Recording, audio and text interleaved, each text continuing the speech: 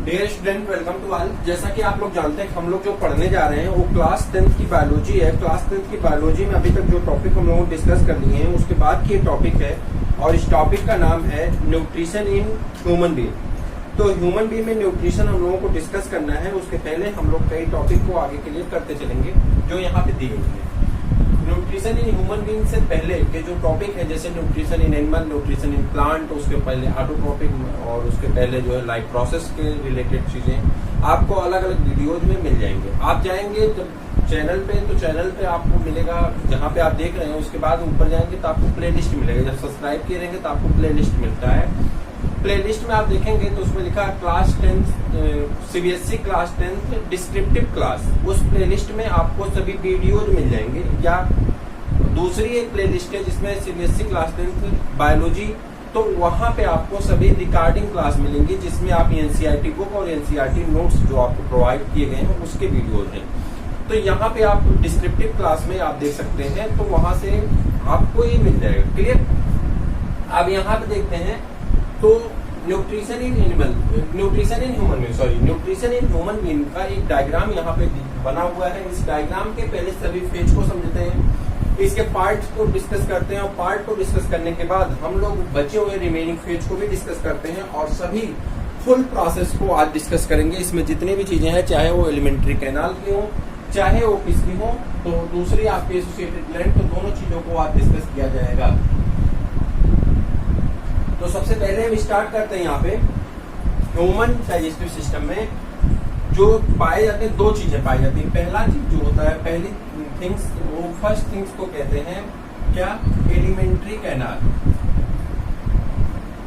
Alimentary canal, और alimentary canal mouth से लेकर के, यहां से लेकर के एलिमेंट्री कैनाल यहां तक फैली होती है, जिसकी लेंथ होती है लगभग कितना?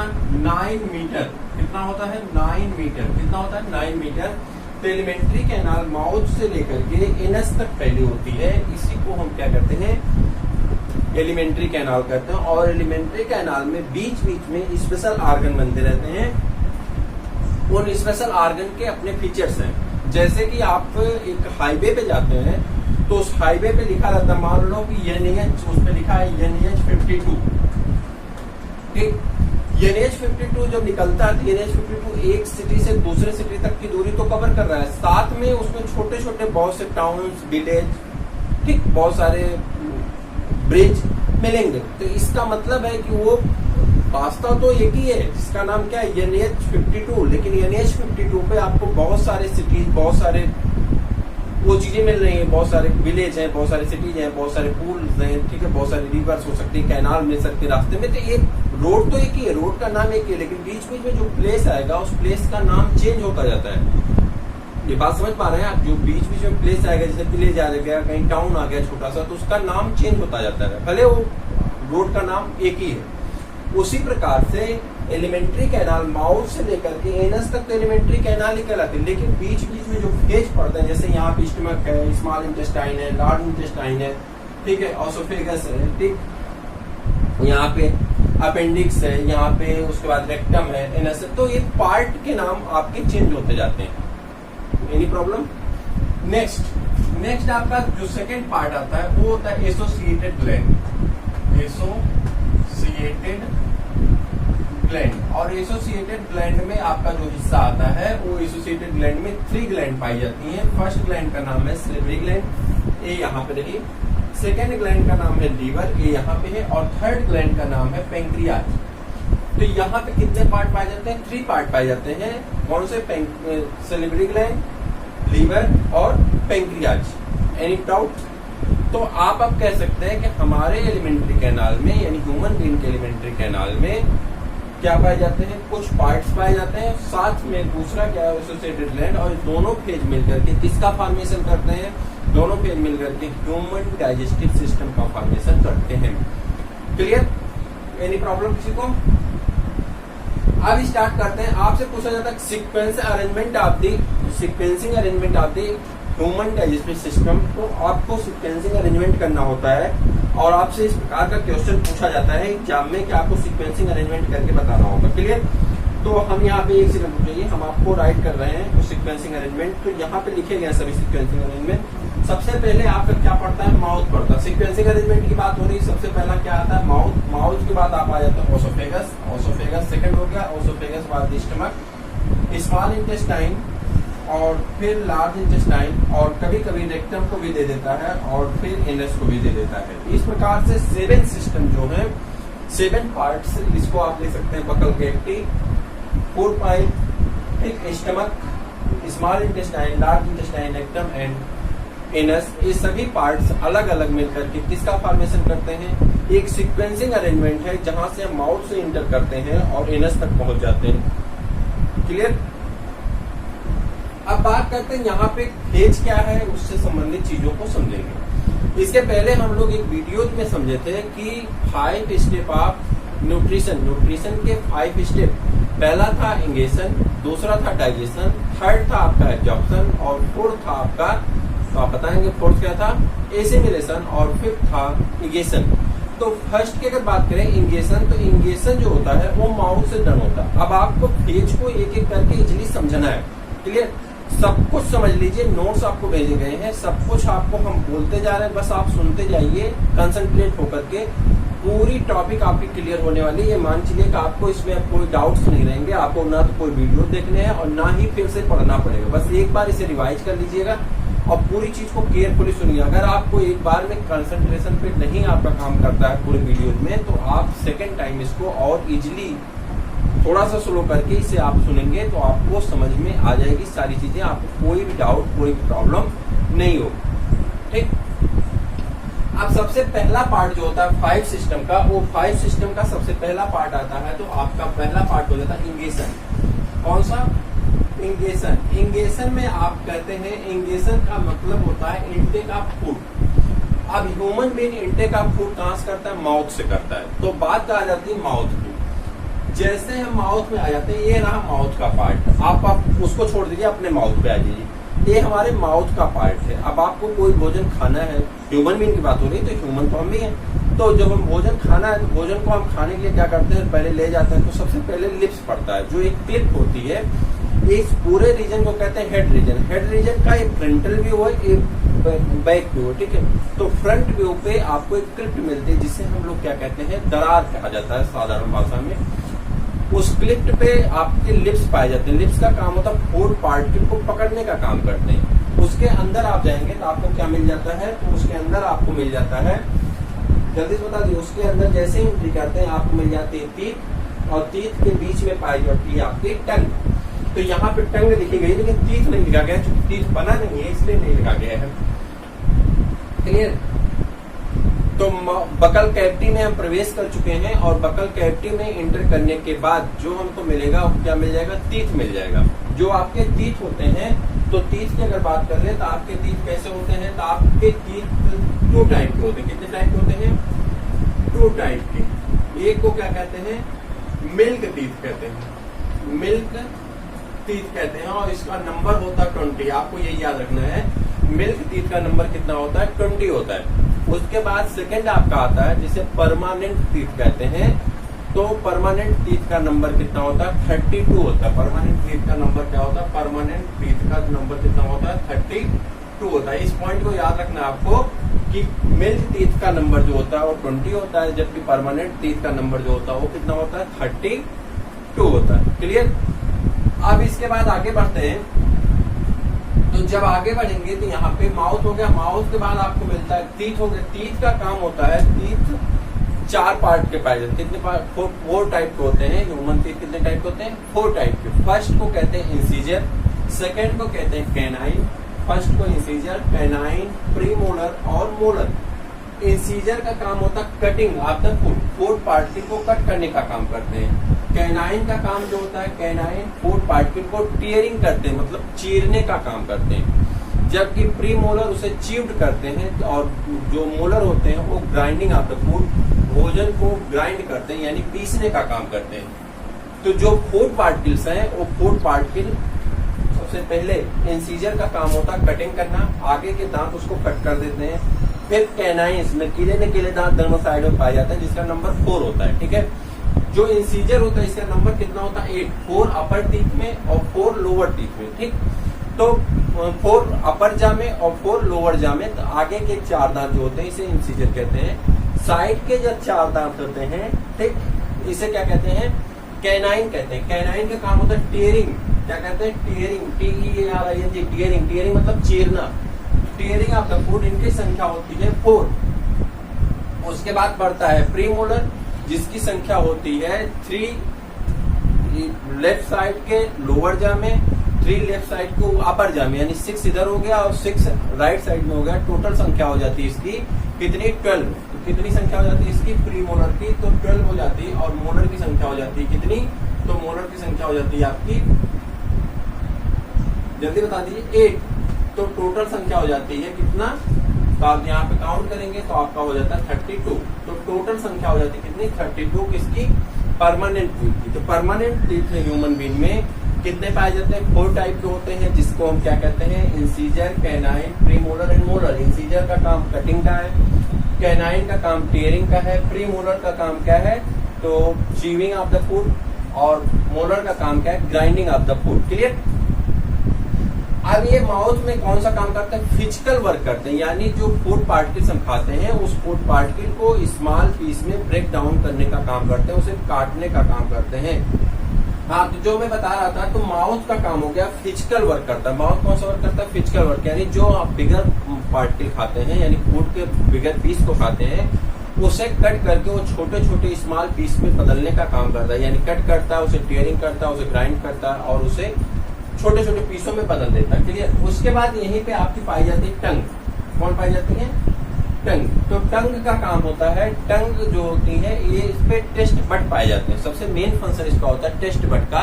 एक कौन सा ऑर्गन, सेंसरी ऑर्गन, जिसे संवेदी अंग कहते हैं। सेंसरी ऑर्गन का काम होता है कि आपके बॉडी में सेंस ऑर्गन 5 पाए जाते हैं। कितने सेंस ऑर्गन पाए जाते हैं, 5 सेकंड चैप्टर में आप डिस्कस करेंगे। तो 5 सेंस ऑर्गन में एक सेंस ऑर्गन टंग है। टंग का काम होता है टेस्ट को डिटेक्ट करना, जो पदार्थ आप खाते हैं, जो मटेरियल्स खाते हैं, उसके टेस्ट को क्या करता है, डिटेक्ट करता है। टंग की अगर बात करते हैं तो टंग जो होता है यहाँ पे माउथ में फूड के चीविंग करने में मदद करता है। मेन फंक्शन इसका क्या होता है, टेस्ट को डिटेक्ट करना, और दूसरा चीविंग में मदद करना। जो चीव करते हैं, आप फूड को चबाते हैं, उसमें ये फूड को दांतों के बीच में पहुंचाने का काम करता है, ताकि दांत उसे आसानी से ग्राइंड कर सके, चीव कर सके। क्लियर। साथ में यहाँ पे एक चीज और पाई जाती है, जिसका नाम क्या है, सिलेवरी ग्लैंड है। सिलेवरी ग्लैंड का फंक्शन होता है, सिलेवरी ग्लैंड आपके माउथ में, आपके किसमें, माउथ पार्ट में, इसमें से एमाइलेज नामक एंजाइम निकलती। कौन सी एंजाइम निकलती, एमाइलेज एंजाइम। तो टंग की बात हो रही है कि टंग क्या काम करता है। टंग जो होता है वो, उसका काम होता है टेस्ट को डिटेक्ट करना, यानी वो टेस्ट को डिटेक्ट करने का काम करता है। साथ में टंग का काम दूसरा भी होता है, यह एक सेंसरी ऑर्गन है जो टेस्ट को डिटेक्ट करता है। साथ में इसका सेकंड फंक्शन है कि जो फूड पार्टिकल होता है तो दांतों के बीच में पहुंचाता है, जिससे उसे आसानी से च्यूड किया जा सकता है। दांत उसे आसानी से च्यूड कर देते हैं और भोजन के बड़े मॉलिक्यूल जो होते हैं आसानी से छोटे छोटे मॉलिक्यूल में चेंज हो जाते हैं। क्लियर। नेक्स्ट आगे बढ़ते हैं, तो यहाँ पे आपको पाया जाता है सिलिवरी ग्लैंड। सिलिवरी ग्लैंड का काम होता है, इसमें एमाइलेज नामक एंजाइम पाई जाती है। कौन सी, एमाइलेज नामक एंजाइम पाई जाती है, जिसे टाइलिन भी कहते हैं, टाइलिन भी कहते हैं। और इसका काम होता है, ये कार्बोहाइड्रेट का डाइजेशन करता है और कार्बोहाइड्रेट को डाइजेस्ट करके किसमें कन्वर्ट कर देता है, सिंपल ग्लूकोज में कन्वर्ट कर देता है, जिससे आपको क्या मिलता है, एनर्जी का प्रोडक्शन होता है। यानी आप कह सकते हैं जो माउथ के पार्ट में कार्बोहाइड्रेट को हम इंटेक करते खाते हैं, उसका डाइजेशन कहाँ से स्टार्ट हो जाता है, माउथ से स्टार्ट हो जाता है। यानी अगर आपसे प्रश्न पूछा जाता है कि डाइजेशन कहाँ से स्टार्ट होता है, तो आप कहेंगे डाइजेशन आज started in human being in the mouth. तो ह्यूमन बीइंग में डाइजेशन कहाँ से स्टार्ट होता है, माउथ से स्टार्ट हो जाता है, जो कि सबसे फर्स्ट कार्बोहाइड्रेट का डाइजेशन एमाइलेज एंजाइम कहाँ पे कर देता है, माउथ में कर देता है। कहाँ से निकलता है एमाइलेज, तो आप कहेंगे सिलिवरी ग्लैंड से निकलता है, जिसका काम होता है कार्बोहाइड्रेट को ग्लूकोज में कन्वर्ट कर देता है। यही वजह होती है जब आप रोटी खाते हैं तो रोटी आपको चबाने से या चावल चबाने से आपको क्या लगता है, ज्यादा टाइम तक च्यूब करने से आपको मीठा लगने लगता है, क्योंकि उतना ज्यादा वो क्या हो जाता है, एमाइलेज उसमें मिक्स होता जाता है और मिक्स होने की वजह से वह आसानी से क्या हो जाता है, आपको मीठा लगने लगता है और डाइजेशन उसका स्टार्ट हो जाता है।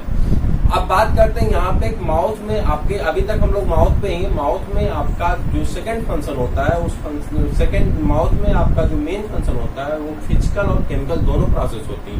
अगर आपसे पूछे कोई कि डाइजेशन का फिजिकल और केमिकल प्रोसेस कहाँ पे होता है तो आप कहेंगे माउथ में होता है। Physical process in chewing of the food with the help of teeth and chemical process digestion of carbohydrate with the help of amylase enzyme. तो ये दोनों प्रोसेस कहाँ पे होती हैं? आपके माउथ में होती हैं, और इसलिए आप कह सकते हैं माउथ में फिजिकल एंड केमिकल दोनों प्रोसेस कंप्लीट होती हैं और माउथ में ही डाइजेशन स्टार्ट हो जाता है। अब यहाँ पे जो भोजन है, जो चबाया गया फूड पार्टिकल्स है जिसमें सलाइवा मिक्स है, उसे इजीली स्लोली फ्लोट किया जाता है, यानी तैराया जाता है। कहाँ चला जाता है? ऑसोफेगस में। ऑसोफेगस एक फूड पाइप कहते हैं इसे, कॉमनली लैंग्वेज में क्या कहा जाता है? फूड पाइप कहते हैं। इसमें किसी भी प्रकार का कोई भी डाइजेशन या किसी प्रकार का कोई फंक्शन नहीं होता है, बस एक फंक्शन होता है जिसका काम क्या होता है? बताएंगे क्या होता है इसका काम? इसका काम होता है पेरिस्टाल्टिक मूवमेंट। क्या होता है? पेरिस्टाल्टिक मूवमेंट होती है। पेरिस्टाल्टिक मूवमेंट का मतलब होता है कि यहाँ पे एक बार कंस्ट्रक्शन होता है, एक बार रिलैक्सेशन होता है। ऐसे जैसे आप फूड इसमें एंटर किया तो फूड जब एंटर करेगा तो ऐसे ऐसे ऐसे ऐसे होता रहता है, ठीक है। तो एक बार स्लो ओपन हुआ तो फिर ये ऐसे ऐसे होते होते तो ऐसे ऐसे होता रहता है। मतलब एक बार कॉन्ट्रैक्शन, एक बार रिलैक्सेशन, कॉन्ट्रैक्शन रिलैक्सेशन।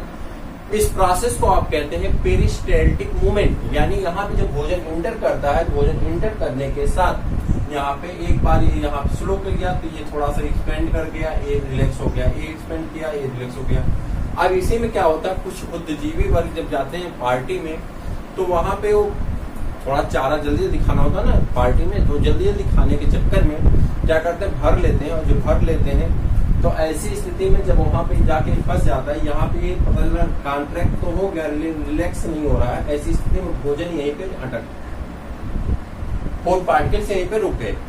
अब जब फूड पार्टिकल यहाँ पे रुक गए तो बुद्धिजीवी वर्ग लोग क्या करते हैं? कुछ बुद्धिजीवी वर्ग ही ये काम करते हैं, उससे बड़े पार्टिकल को खाते हैं कि बड़ा पार्टिकल डालेंगे तो उसे धक्का देकर के नीचे ले जाएगा। ऐसी स्थिति में क्या होता है कि यहाँ पे कॉन्ट्रैक्शन हुआ था, एक हिस्सा फैला हुआ था, कॉन्ट्रैक्शन होने से यहाँ पे भी कॉन्ट्रैक्शन हो गया, अब ये हिस्सा और फैल गया। और इसी के नीचे आपको पता है, इसी के नीचे सेकंड डक्ट जाती है जिसका नाम क्या है? ट्रैकिया। ट्रैकिया लंग्स में जाता है जो कि रिस्पायरेटरी कैनाल का काम करता है, रिस्पायरेटरी डक्ट है। तो ट्रैकिया जब दबती है, ट्रैकिया सांस लेने में प्रॉब्लम खड़ी कर देती है। ऐसी स्थिति में पता चलता है भोजन भी अंदर नहीं जा रहा है और जो सांस लेनी है वो भी नहीं ले पा रहे हैं। फिर उसके बाद वो इंग्लिश बोलना शुरू करते हैं, ऐसी लैंग्वेज बोलते हैं जिसे कोई समझ भी नहीं पाता है। तो ये प्रॉब्लम ना आए इसलिए स्लोली खाया करें। ठीक है, आगे बढ़ते हैं। तो आगे जब बढ़ेंगे तो यहाँ पे आपको मिल गया टंग, ऑसोफेगस, एनी प्रॉब्लम। अब सेकेंड स्टेप आपका स्टार्ट हो जाता है जिसका नाम क्या है? डाइजेशन। दूसरा नाम क्या है? डाइजेशन। सेकेंड स्टेप आपको याद होगा आपने, डाइजेशन। तो डाइजेशन का तो मेन फंक्शन स्टार्ट हो चुका कहाँ पे? माउथ में। डाइजेशन कहाँ से स्टार्ट हो चुका? माउथ से स्टार्ट हो चुका। लेकिन मेन डाइजेशन होता है स्टमक में। कहाँ पे होता है मेन डाइजेशन? स्टमक में। थर्ड पार्ट आपका जो मिलने वाला है जिसका नाम क्या है? स्टमक है। स्टमक में जब आप प्रवेश करते हैं तो स्टमक में जो होता है 3 कंपोनेंट पाए जाते हैं। कौन कौन से? तो ये सीएल पाया जाता है, और क्या पाया जाता है? पेप्सिन एंजाइम पाई जाती है, पेप्सिन पाया जाता है, और क्या पाया जाता है? म्यूकस पाया जाता है। स्टमक में 3 सेगमेंट पाए जाते हैं, एचसीएल, पेप्सिन और म्यूकस। कार्बोहाइड्रेट का डाइजेशन कहाँ से स्टार्ट है? माउथ से। यहाँ पे प्रोटीन का डाइजेशन स्टार्ट होता है। ये पॉइंट याद रखनी है कि digestion of protein begin into the, तो आप कहेंगे स्टमक, यानी प्रोटीन का डाइजेशन कहाँ से स्टार्ट होता है? स्टमक से स्टार्ट होता है। ये पॉइंट कंटिन्यू याद रखिएगा, आपसे एसर्शन एंड रीजन में पूछा जाएगा। क्लियर? तो कंटिन्यू यहाँ पे अब कौन से एचसीएल आप जानते हैं, हाइड्रोक्लोरिक एसिड, ये हार्ड एसिड है। उसके बाद पेप्सिन एंजाइम है। पेप्सिन एंजाइम का काम होता है प्रोटीन को पेप्टोन में ब्रेक डाउन कर देना, यानी प्रोटीन को किसमें तोड़ देता है? पेप्टोन में तोड़ देता है। क्लियर? और उसके बाद नीचे आ जाते हैं म्यूकस है। म्यूकस एचसीएल से आपके स्टमक की लेयर को बचाता है, प्रिवेंट करता है, ताकि आपकी स्टमक की लेयर जो है वो डाइजेस्ट ना हो। आपने केयर किया होगा कि आप मीट को ईट करते हैं, जब आप मीट खाते हैं तो मीट आपके बॉडी में तो डाइजेस्ट हो जाती है, लेकिन मीट का ही बना हुआ आपका स्टमक है, स्टमक आपका डाइजेस्ट नहीं होता है, तो कोई ना कोई तो ऐसी प्रोटेक्टिव लेयर होगी जो उस डाइजेस्टिव जूस से आपके स्टमक को प्रिपेयर करती होगी या प्रोटेक्ट करती होगी। तो वह कोई और नहीं है, वो कौन है? म्यूकस है। तो म्यूकस क्या काम करता है? आपके स्टमक को किससे प्रिवेंट करता है? HCl से प्रिवेंट करता है। HCl क्या है? हार्ड एसिड है, और हार्ड एसिड फूड के डाइजेशन में हेल्प करता है। फूड को कैसा बना देता है? एसिडिक बना देता है। भोजन कैसा हो जाता है? एसिडिक हो जाता है। बट इसका एक फंक्शन और है, और वह फंक्शन ये है कि यह HCl फूड को एसिडिक तो बनाता है, साथ में कुछ बैक्टीरिया या वायरस जो होते हैं, मेनली बैक्टीरिया, बहुत सारे ऐसे बैक्टीरिया होते हैं, वायरस तो जल्दी किल नहीं होते हैं, मेनली बैक्टीरिया आपके फूड पार्टिकल में इंटर कर जाते हैं। जैसे ही फूड पार्टिकल में वो आपके स्टमक में जाते हैं, जैसे आप कर्ड खाते हैं, दही खाते हैं, तो उसमें लैक्टोबैसिलस चला जाता है। अब उस लैक्टोबैसिलस को किल करने का काम कौन करता है? तो यहाँ पे प्रेजेंट HCl उसको किल कर देता है। इस तरह से बहुत सारे बैक्टीरिया को भी किल करने का काम HCl करता है। पेप्सिन का वर्क क्या है? तो प्रोटीन को पेप्टोन में तोड़ देता है, यानी बिगिन ऑफ द प्रोटीन का डाइजेशन स्टार्ट करा देता है। कहाँ से? स्टमक में। और फिर म्यूकस से, म्यूकस का काम क्या होता है? ये आपकी स्टमक लेयर को बचाता है, प्रोटेक्ट करता है, ताकि HCl उस पर बैड इफेक्ट ना डाल पाए। बट कभी कभी क्या होता है कि आपके स्टमक में म्यूकस की मात्रा कम हो जाती है, खास करके ज्यादा फास्ट रखने से, ज्यादा आपके व्रत करने से। ऐसी स्थिति में म्यूकस जब कम हो जाता है तो यह HCl जाकर के इस लेयर को, जो स्टमक की लेयर है, इसे अफेक्ट करना शुरू करता है, और ऐसी स्थिति में आपके स्टमक में हो जाता है पेप्टिक अल्सर। इसे क्या कहते हैं? पेप्टिक अल्सर कहते हैं, यानी पेट में होने वाले अल्सर को क्या कहा जाता है? पेप्टिक अल्सर हो जाता है, जिसमें आपको एक्स्ट्रा पेन होती है। और इसका इलाज एक ही है कि HCl की मात्रा को रेगुलेट किया जाए और कम किया जाए। ठीक है, ये मेनली ज्यादा आपके सॉफ्ट ड्रिंक पीने से या आपको ज्यादा फास्ट करने से, यानी आपके स्टमक में भोजन के ना होने की वजह से स्टमक लेयर का टूटना, और यह आपको पेप्टिक अल्सर की तरफ ले जाता है। हालांकि इसको आपको यहाँ पे पढ़ना नहीं, बस जानते रहिए। तो तीन चीज हो गई, HCl, पेप्सिन और म्यूकस। एनी प्रॉब्लम किसी को? अब यहाँ देखिए, जो यहाँ पे एक पॉइंट है आपको कि यहाँ से भोजन अब कहाँ प्रवेश करेगा? तो ये चला जाएगा स्मॉल इंटेस्टाइन में। फूड का डाइजेशन स्टार्ट हो चुका है, फूड में कार्बोहाइड्रेट का डाइजेशन हो गया, और किसका डाइजेशन हो गया? प्रोटीन का डाइजेशन हो गया। लेकिन कार्बोहाइड्रेट और प्रोटीन ये डायरेक्ट अभी किसमें? ग्लूकोज तो यहाँ हम लिख दिए, लेकिन डायरेक्ट ग्लूकोज में ब्रेक डाउन नहीं हो, बल्कि एक जो स्टार्च है वो पॉलीसेक्राइड है। अभी ये सब डाइसेक्राइड में टूटे हैं, अपने स्मॉलेस्ट मॉलिक्यूल में नहीं टूटे हैं। फैट आप खाएं, फैट का डाइजेशन नहीं हुआ है, तो इसके लिए आपको अभी आगे बढ़ना पड़ेगा। डाइजेशन का सेगमेंट अभी आगे आपका बढ़ता जाएगा।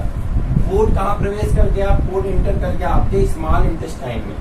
स्मॉल इंटेस्टाइन आपके बॉडी का सबसे मेन ऑर्गन है, जो 6.5 मीटर लॉन्ग होता है। अब ये एक जो है आपके लिए एक्सेप्शन ही है, 6.5 मीटर लॉन्ग है, और नाम रखा गया है स्मॉल इंटेस्टाइन। तो ये सोचने वाली बात है कि जहाँ पूरा जो लेंथ है एलिमेंट्री कैनाल की, वो लेंथ है 9 मीटर, और स्मॉल इंटेस्टाइन अकेले कितनी है? 6.5 मीटर। बट इसका नाम रखा गया small intestine because it is narrow sect. ये बहुत पतली होती है, और पतली होने के कारण इनका नाम क्या रखा गया है? स्मॉल इंटेस्टाइन रखा गया है। याद रखिएगा कि स्मॉल इंटेस्टाइन की लेंथ पूरे डाइजेस्टिव ऑर्गन में सबसे लंबी होती है, बट एक सबसे नैरो होती है। इसी कारण इसको क्या रखा जाता है? स्मॉल इंटेस्टाइन कहा जाता है। कोई प्रॉब्लम?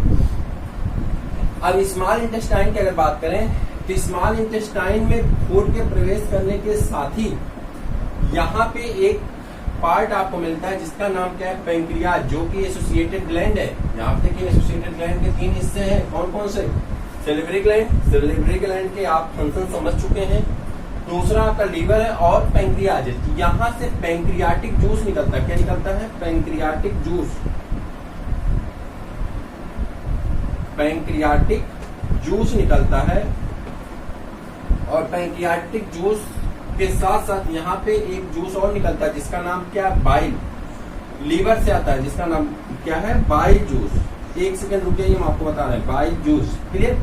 तो बाइल जूस कहाँ से निकलता है? लीवर से निकलता है। बाइल जूस को कलेक्ट करने का काम कौन करता है? गॉल ब्लैडर करता है। आपसे पूछा जाता है कि what this place bile juice are collected, तो आप कहेंगे गॉल ब्लैडर। गॉल ब्लैडर में बाइल जूस को कलेक्ट किया जाता है। गॉल ब्लैडर में प्लेसमेंट कहाँ होता है? लीवर में होता है। बाइल जूस कहाँ बनते हैं? लीवर में बनते हैं। बाइल जूस में एक कंपोनेंट पाया जाता है जिसका नाम है बाइलीरुबिन। 2 कंपोनेंट होते हैं, बाइलीरुबिन एंड बाइलीवर्डिन। बाइलीरुबिन एंड बाइलीवर्डिन ये दोनों फूड के डाइजेशन में हेल्प करते हैं। बाइल जूस को ले आने का काम जो करता है उसे बाइल डक्ट कहते हैं। यहाँ देखिए बाइल डक्ट लगे हुए हैं, हल्का सा ग्रीन कलर से हम दिखाएं आपको। तो बाइल डक्ट आपको क्या करती है? यहाँ देखिए बाइल डक्ट है। बाइल डक्ट बने हुए गॉल ब्लैडर में बाइल जूस को ले आती हैं। किसको दे देती हैं? स्मॉल इंटेस्टाइन को। और स्मॉल इंटेस्टाइन उस बाइल जूस का उपयोग कहाँ पे करते हैं? तो आपको पता है कि बाइल जूस का उपयोग किसमें किया जाता है? फैट के डाइजेशन में, ठीक है। बाइल जूस और पैंक्रियाटिक जूस दोनों का डाइजेशन में हेल्प किया जाता है, ठीक है। बाइल जूस की अगर बात करें तो बाइल जो है एल्केलाइन होता है। अब आप यहाँ देखिए कि अभी तक एक कैसा था? एसिडिक था। यहाँ पे मीडियम कैसा था? एसिडिक था। और यहाँ पे जैसे ही बाइल जूस आया इसका मीडियम कैसा है? इसका मीडियम आपका एल्केलाइन है। एल्केलाइन किसके कहते हैं? अल्केलाइन। अल्केलाइन का मतलब होता है जब कोई बेस वाटर में घुला होता है, बेस मतलब क्षार, जब कोई बेस वाटर में घुला होता है तो उसके घोल को हम कहते हैं अल्केलाइन। और जब कोई एसिड वाटर में घुला होता है तो उसके बेस को, उसके पार्ट को हम क्या कहते हैं? एसिडिक कहते हैं, क्लियर। तो यहाँ बेस है और आप जानते हैं जब एसिड और बेस आपस में मिलते हैं, एसिड और बेस आपस में मिलते हैं तो फॉर्मेशन किसका होता है? साल्ट का होता है प्लस वाटर का होता है, क्लियर। तो जो बाइल साल्ट बनता है, जो बाइल साल्ट बनता है, एसिड बेस आपने केमिस्ट्री में डिस्कस किया होगा, अगर नहीं पढ़े होंगे तो आप इन फ्यूचर पढ़ेंगे तो वहां पे मिलेगा। एसिड और बेस दोनों अलग अलग कंपोनेंट हैं, जब उन्हें आपस में मिलाया जाता है, 6-7 में भी है, उन्हें आपस में मिलाया जाता है तो साल्ट का फॉर्मेशन होता है, साथ में वाटर बनता है। तो जो यहाँ पे बाइल जूस है वो उसका मीडियम कैसा? एल्केलाइन है। अब एसिड मीडियम मिल गया और बन गया कैसा? अल्केलाइन मीडियम हो गया, ठीक। अल्केलाइन मिलने के बाद अब यहाँ पे पैंक्रियाटिक जूस फंक्शन करना शुरू करेगा। एक बार फिर से देखते हैं, यहाँ पे फूड का डाइजेशन हो चुका है। डाइजेस्टेड फूड कहाँ पे प्रवेश किए? स्मॉल इंटेस्टाइन में एंटर किए। स्मॉल इंटेस्टाइन में एंटर करने के साथ इनको मिलते हैं बाइल जूस। बाइल जूस जब मिलता है, बाइल जूस का जो नेचर है वो अल्केलाइन है, जबकि जो फूड अभी है उसका नेचर कैसा है? एसिडिक है। जब ये दोनों मिलते हैं फूड या तो न्यूट्रल फेज में पड़ा हो जाता है या तो अल्केलाइन मीडियम में। ऐसी कंडीशन में पैंक्रियाटिक जूस यहाँ से जो पैंक्रियास से निकलता है वो इस पे फंक्शन करना शुरू कर देता है। और पैंक्रियाटिक जूस में 3 एंजाइम पाए जाते हैं। कौन कौन से एंजाइम पाए जाते हैं? जल्दी बताइए। पैंक्रियाटिक जूस में जो एंजाइम पाए जाते हैं वो कौन कौन से होते हैं? पैंक्रियाटिक जूस में एंजाइम जो होता है, एक सेकेंड, तो एमाइलेज, कौन से? Amylase, trypsin and lipase. Lipase कौन कौन से? एमाइलेज, ट्रिप्सिन एंड, एक सेकंड रुकिए, एमाइलेज, ट्रिप्सिन एंड लाइपेज। हाँ, एमाइलेज, ट्रिप्सिन एंड लाइपेज। तो 3 एंजाइम पाए जाते हैं। कौन कौन से? एमाइलेज, ट्रिप्सिन और लाइपेज। एमाइलेज एंजाइम यहाँ पे हमने आपको बताया है, एमाइलेज एंजाइम का काम क्या होता है कि कार्बोहाइड्रेट को ग्लूकोज में ब्रेक डाउन कर देता है। यहाँ पे तो इसका फंक्शन सेम है। एमाइलेज एंजाइम कार्बोहाइड्रेट को किस में ब्रेक डाउन कर देता है? ग्लूकोज में। फिर पड़ता है ट्रिप्सिन। तो ट्रिप्सिन एंजाइम का काम होता है, enzyme trypsin digested the protein. Enzyme trypsin protein के डाइजेस्ट करके किसमें बदल देता है? अमीनो एसिड में। प्रोटीन किसमें टूट जाता है? अमीनो एसिड में। और लास्ट में बचता है लाइपेज, जो कि फैट को किसमें तोड़ देता है? इमल्सिफाइड फैट में तोड़ देता है। इस प्रकार से पूरे भोजन का डाइजेशन कंप्लीट हो चुका है। जितना फूड आप खाए थे वो अपने छोटे छोटे कंस्टिट्यूएंट मॉलिक्यूल में टूट चुके हैं। आप सबके अपने कंस्टिट्यूएंट मॉलिक्यूल में टूटने के बाद उसका डाइजेशन क्या हुआ? कंप्लीट हो चुका है। आप कहाँ जाएंगे? अभी तक हम पढ़ रहे थे फर्स्ट फेज इंगेशन के बाद सेकंड फेज डाइजेशन। अब हम पढ़ेंगे एब्जॉर्प्शन। थर्ड फेज कौन सा था आपका? Absorption, clear.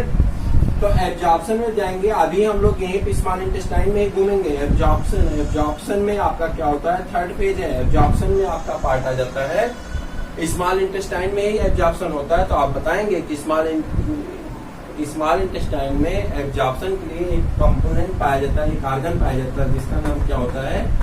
विली होता है।